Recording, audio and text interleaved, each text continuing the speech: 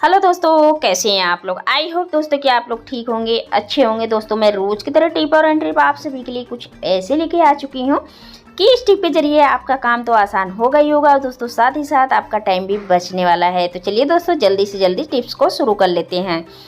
नमस्कार दोस्तों, creative woman में आप सभी का स्वागत है। दोस्तों पहला है टिप, ये जो नमक की डिब्बियाँ होती है इसको लेके है। तो जैसे कि अब आप देख पा रहे हैं कि बारिश के मौसम में, ठंड के मौसम में ये जो नमक की डिब्बियाँ होती है, इसमें मैंने एक में ब्लैक नमक डाला हुआ है, एक में खाने का नमक डाला हुआ है। यानी खाने का नमक मैं सेंधा नमक इस्तेमाल करती हूँ। तो आपको कुछ ऐसे ही लग रहा होगा पीलापन में, तो मैं सेंधा ही नमक डाली हूँ। जी दोस्तों, मैं सेंधा ही नमक खाती हूँ। तो इसको क्या है कि जब भी हम कभी निकालते हैं तो आपने देखा हो कि नमक नहीं निकलता है। हमारे ये जो नमक है इसमें मॉइस्चर आ जाता है, नमक नम हो जाता है, सिल जाता है। तो इसके लिए एक छोटा सा काम है दोस्तों कि हम सभी के घर में जो चीज़ें होती है, जैसे कि चावल हो गया, चावल को थोड़ा सा 10 से 15 दाने डाल दीजिए। दोनों नमक में मैं इसको डाल देती हूँ और डालने के बाद मैं इसका रिजल्ट दिखाऊंगी, काफ़ी अच्छा होता है।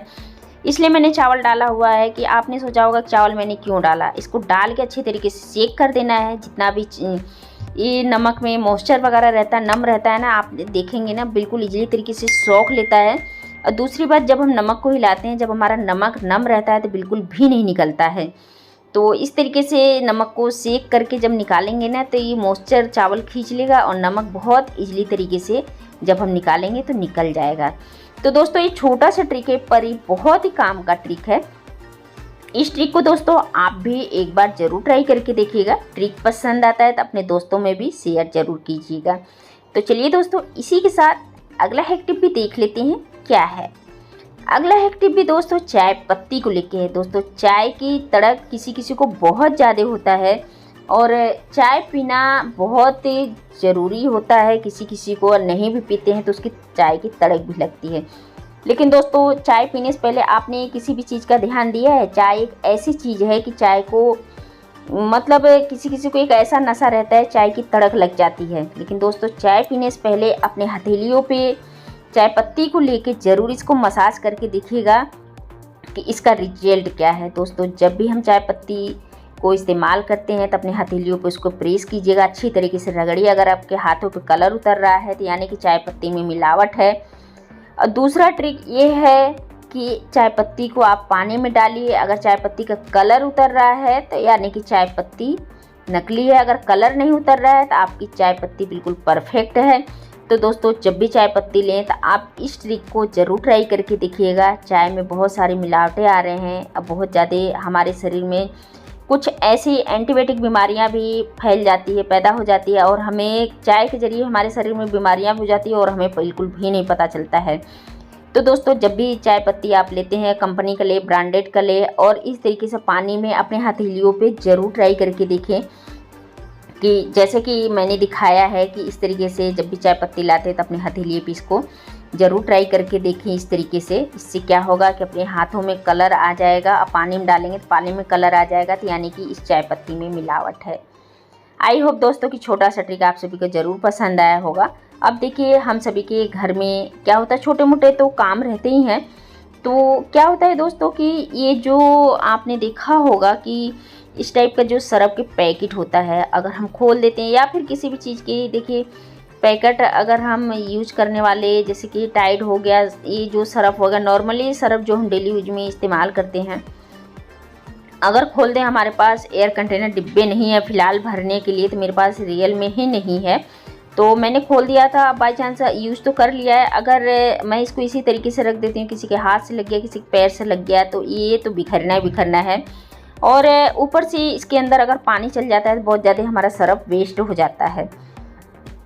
तो आपने देखा ये जो बॉटल का माउथ वाला पार्ट है, मैंने इसको लिया हुआ है और ये जो सरफ का ये जो जितना मैंने कटिंग करा हुआ है ना, इसके अंदर डाल के, और ये जो है मैं इसको अच्छी तरीके से अपने हाथों से सही से करके, और जो ये पन्नी है ना, मैं इसको फैला देती हूँ। अब देखिए जैसे कि इस तरीके से मैंने इसको फैला दिया है। अब आप देख पा रहे होंगे कि मैंने इसको फैला दिया है अच्छी तरीके से। ये हमारा एक बहुत ही प्यारा ऑर्गेनाइज़र बन जाता है। अब आप देखेंगे कि जो हमारा सरफ है बिल्कुल भी नहीं बिखरने वाला है। और दूसरी बात, ये जो सिल जाता है, जैसे कि चिपचिपा हो जाता है, आपने देखा होगा, ये वो भी बिल्कुल ये नहीं होगा। तो इस तरीके से कोई भी बोतल, बड़ी बोतल, छोटी बोतल, आप इस तरीके से कटिंग करके और ये जो पन्नी वाला पार्ट है इसको मुझे अंदर डाल के, बोतल को बाहर रख के माउथ वाले पार्ट में डाल के इसको चारों तरफ अच्छी तरीके से मुझे फैला लेना है। थोड़ी सरफ की जो पन्नियाँ होती है मोटी होती है, तो इसको अच्छी तरीके से चारों तरफ से करके मुझे फैला लेना है। और दूसरा क्या करना है कि जो इसका कैप है, कैप को मुझे अच्छी तरीके से इसको टाइटली लगा लेना है।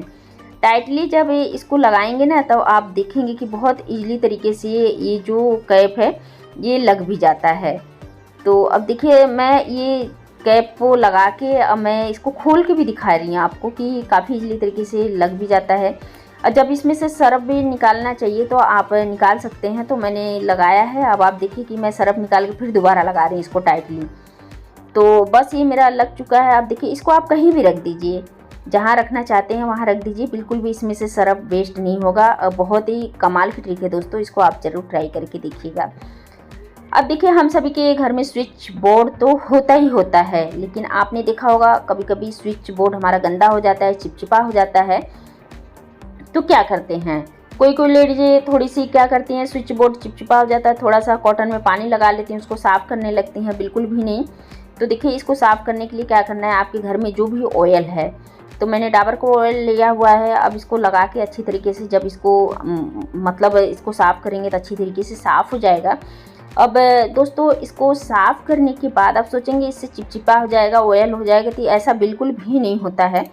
तो मैं बता रही हूँ कि इसको इस तरीके से करने के बाद मुझे आगे क्या करना है। अब मैंने ऑयल से कर दिया है। अब देखो इसको और अच्छा क्लीन करने के लिए मुझे क्या करना है, हम सभी के घर में कोई भी टेल्कम पाउडर है तो इस तरीके से बोर्ड के ऊपर डाल लेना है। अब ये पाउडर डालने से अब आप देखेंगे ना कि ये जो बोर्ड है हमारा काफ़ी अच्छा क्लीन हो जाता है। जितना भी ऑयली चिपचिपा है बिल्कुल अच्छी तरीके से रिमूव हो जाता है, क्लीन हो जाता है। अब देखिए मैंने आपके सामने ये टेल्कम पाउडर डाला हुआ है, तो इससे बिल्कुल क्लीन हो जाता है। तो दोस्तों एक छोटा सा ट्रिक है, इस तरीके से अगर आप अपने घर में कहीं भी ट्राई करेंगे तो देखिए आपका बोर्ड तो क्लीन होगा ही होगा।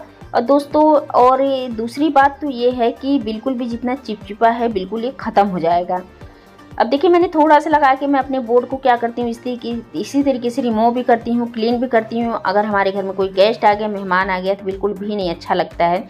जितना भी ऑयली चिपचिपापन है बिल्कुल एक ख़त्म हो जाता है।